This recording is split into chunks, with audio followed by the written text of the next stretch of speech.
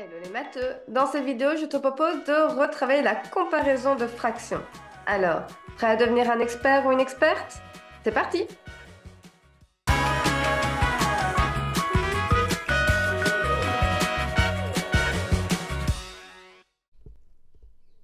Et c'est parti pour aborder les comparaisons de fractions.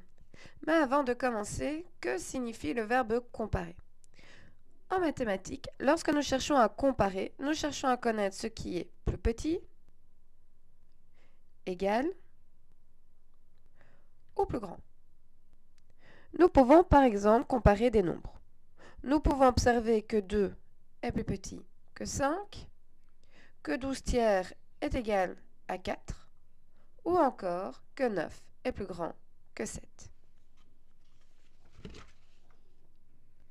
Maintenant que nous sommes bien au clair avec le verbe comparer, nous pouvons aborder les règles qui nous permettent de comparer des fractions. Il existe plusieurs règles, mais honnêtement, 2 règles suffisent, puisque les autres font preuve de bon sens. Mais rassurez-vous, on en parlera également. Commençons avec la comparaison de fractions qui ont le même dénominateur.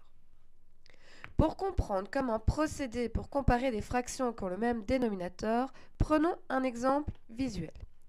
Imaginons que nous souhaitons comparer les fractions 2 sixièmes et 5 sixièmes. Comme une fraction peut représenter un partage, nous pouvons visualiser la fraction 2 sixièmes à l'aide d'une pizza que nous découpons en 6 parts égales et nous en prenons 2 parts. Et nous pouvons visualiser la fraction 5 sixièmes à l'aide d'une autre pizza que nous découpons également en 6 parts égales et nous prenons 5 parts. Nous avons ainsi pris plus de parts dans la seconde pizza et nous pouvons alors conclure que 2 sixièmes est plus petit que 5 sixièmes. Par conséquent, lorsque nous souhaitons comparer deux fractions qui ont le même dénominateur, nous devons comparer leur numérateur. Le numérateur le plus grand indiquera la fraction la plus grande. Comme 5 est plus grand que 2, 5 sixièmes est plus grand que 2 sixièmes. Passons maintenant aux fractions qui ont le même numérateur. Et on va reprendre nos pizzas. Imaginons que nous souhaitons comparer les fractions 2 sixièmes et 2 huitièmes. Nous pouvons visualiser la fraction 2 sixièmes avec une pizza que nous découpons en 6 parts égales et nous prenons 2 parts. Et nous pouvons visualiser la fraction 2 huitièmes avec une autre pizza que nous découpons en 8 parts égales et nous prenons également 2 parts. Nous prenons exactement le même nombre de parts, mais ce que nous pouvons observer, c'est que les parts sont plus grandes lorsque la pizza est coupée en 6 plutôt qu'en 8. Ah oui, on est moins à manger. Donc, 2 sixièmes est plus grande que 2 huitièmes. Par conséquent, lorsque nous souhaitons comparer deux fractions qui ont le même numérateur, nous allons devoir comparer les dénominateurs. Le dénominateur le plus petit indiquera la fraction la plus grande. Comme 6 est plus petit que 8, 2 sixièmes est plus grande que 2 huitièmes. Et si les fractions sont négatives? Commençons avec les fractions qui ont le même dénominateur. Nous avons précédemment montré que 2 sixièmes est plus petit que 5 sixièmes. Cela signifie que si nous les plaçons sur une droite graduée, 5 sixièmes sera placé plus loin de 0 que 2 sixièmes. Chez les positifs, au plus le nombre se situe loin de 0, au plus il est grand. Mais chez les négatifs, c'est le contraire. Au plus le nombre se situe loin de 0, au plus il est petit. Donc, chez les négatifs, moins 5 sixièmes est plus petit que moins 2 sixièmes. Donc, moins 2 sixièmes est plus grand que moins 5 sixièmes. Cependant, la règle reste inchangée. Si deux fractions ont le même dénominateur, la plus grande est celle ayant le plus grand numérateur. Mais pour comparer les numérateurs, il faut d'abord s'assurer que les dénominateurs communs soient positifs. De cette façon, nous pouvons tenir compte des moins lorsque nous comparons les numérateurs. La règle est donc, Si deux fractions ont le même dénominateur positif, alors la plus grande est celle ayant le plus grand numérateur. Et concernant les fractions qui ont le même numérateur, nous avons montré que 2 sixièmes est plus grand que 2 huitièmes. À nouveau, si nous plaçons ces fractions sur une droite graduée, 2 sixièmes sera celle qui sera le plus éloignée de 0 puisqu'elle est plus grande. Et du coup, du côté des négatifs, moins 2 sixièmes est également plus loin de 0 que moins 2 huitièmes. Donc, moins 2 sixièmes devient plus petite que moins 2 huitièmes.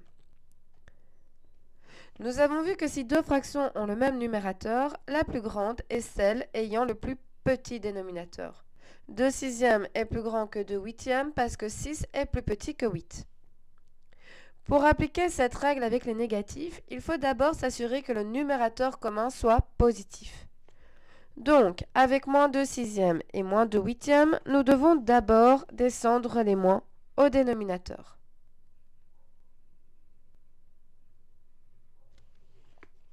Pour ensuite comparer les dénominateurs. Le fait de descendre les moins nous permet simplement d'en tenir compte lors de la comparaison des dénominateurs, puisque ce sont eux qui vont nous permettre d'identifier la plus grande fraction. Donc, si je compare moins 2 et moins 8, comme moins 8 est plus petit que moins 6, la fraction 2 sur moins 8 sera plus grande. La règle est donc, si deux fractions ont le même numérateur positif, alors la plus grande est celle ayant le plus petit dénominateur. Avec ces deux règles, nous pouvons comparer n'importe quelle fraction. Et si elles n'ont ni le même numérateur ni le même dénominateur, il suffira simplement de les transformer pour que ça le devienne. Imaginons que nous souhaitons comparer les fractions 14 tiers et 13 demi. Ces fractions n'ont ni le même numérateur ni le même dénominateur. Nous devons donc les transformer. Et ici, le plus simple, c'est de les transformer de telle sorte à ce qu'elles aient le même dénominateur. On va tout transformer en sixième. 14 tiers, on multiplie par 2 en haut et en bas, nous obtenons la fraction 28 sixièmes. Et 13 demi, nous multiplions numérateur et dénominateur par 3 et nous obtenons la fraction 39 sixièmes. Elles ont le même dénominateur, nous devons donc comparer les numérateurs. Comme 39 est le numérateur le plus grand, 13 demi est la fraction la plus grande. Deuxième exemple, nous souhaitons comparer les fractions 3 onzièmes et 6 23e. À nouveau, elles ont ni le même numérateur ni le même dénominateur. Pour les comparer, il faut donc les transformer. Et ici, le plus simple, c'est les transformer de telle sorte à ce qu'elles aient le même numérateur. Je n'ai qu'à modifier 3 onzièmes en multipliant en haut et en bas par 2 et obtenir ainsi la fraction 6 22e. Elles ont le même numérateur, je dois donc comparer les dénominateurs. Comme 22 est le dénominateur le plus petit, la fraction 3 onzièmes sera celle qui sera la plus grande. Dans certains cas, nous n'avons même pas besoin d'appliquer une de ces deux règles. Il suffit simplement de faire preuve de bon sens pour y arriver. Si nous devons comparer deux fractions, telles que l'une est positive et l'autre est négative, nous n'allons pas les transformer pour appliquer une des deux règles, parce que nous savons directement que la fraction positive est plus grande que la fraction négative. Autre exemple, si nous devons comparer les fractions 2 cinquièmes et 3 quarts. Je n'ai pas besoin non plus de passer par une des deux règles, parce que nous pouvons utiliser leur écriture décimale. 2 cinquièmes est égal à 0,40 et 3 quarts est égal à 0,75. Et comme 0,75 est plus grand, 3 quarts est la fraction la plus grande.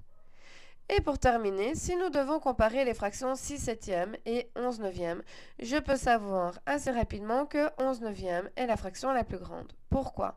Parce que 6 septièmes serait une fraction plus petite que 1, puisque 6 est plus petit que 7. Tandis que 11 neuvièmes serait une fraction plus grande que 1, puisque 11 est plus grand que 9. Par conséquent, 11 neuvièmes est la fraction la plus grande. Maintenant que nous sommes devenus des experts en comparaison de fractions, je nous propose une séance d'exercice pour mettre à l'épreuve nos compétences. Voici une série de fractions à comparer. Prends une feuille de papier et un crayon, appuie sur pause sur la vidéo et dès que tu seras prêt ou prête à entendre la correction, il te suffira simplement de réappuyer sur play.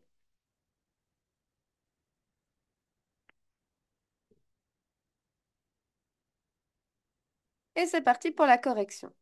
8 septièmes, 10 septièmes, ce sont deux fractions qui ont le même dénominateur, donc je dois aller identifier le plus grand numérateur qui est ici 10. Donc c'est 10 septièmes la plus grande. 16 demi, 48 sixièmes. Si je calcule 16 divisé par 2 et 48 divisé par 6, dans les deux cas, j'obtiens 8 comme réponse. Ces fractions sont donc égales. 8 neuvièmes, 9 huitièmes. 8 neuvièmes, c'est plus petit que 1, alors que 9 huitièmes, c'est plus grand que 1. Donc c'est 9 huitièmes, la fraction la plus grande. 7 demi, 7 cinquièmes, les fractions ont le même numérateur. Donc, la fraction la plus grande sera celle qui a le plus petit dénominateur. Le plus petit dénominateur, c'est 2, donc c'est 7 demi, la plus grande fraction. 3 sur moins 7 et 7 dixièmes. La fraction 3 sur moins 7 est négative, tandis que 7 dixièmes est positive, donc c'est 7 dixièmes, la plus grande. 6 23e, 3 onzièmes, elles ont ni le même numérateur ni le même dénominateur, donc je vais les transformer de telle sorte à ce qu'elles aient le même numérateur puisque c'est plus facile. Je vais donc transformer 3 onzièmes en 6 22e et comme 22 est plus petit que 23, c'est 6 22e la plus grande. Moins 10 septièmes et moins 10 tiers, elles ont le même numérateur, mais le numérateur est négatif. Donc, je dois d'abord avoir le réflexe de descendre le moins. Je compare moins 7 et moins 3. C'est moins 7 qui est le plus petit dénominateur. Donc, c'est 10 sur moins 7 qui est la plus grande fraction. Et enfin, moins 13 cinquièmes et moins 12 cinquièmes, ces deux fractions ont le même dénominateur. Je compare les numérateurs, c'est moins 12 qui est le numérateur le plus grand, donc c'est moins 12 cinquièmes qui est la plus grande. Et voilà, j'espère que cette vidéo t'aura aidé. N'hésite pas à dire en commentaire. Si tu as des questions, tu peux également les déposer en commentaire et j'essaierai d'y répondre du mieux que je peux. De plus, n'oublie pas d'aller checker le descriptif de cette vidéo, tu y retrouveras différents liens vers des outils qui te permettront de renforcer ta compréhension. Car n'oublie pas, la règle d'or pour réussir en mathématiques reste toujours la même, faire régulièrement des exercices à la maison.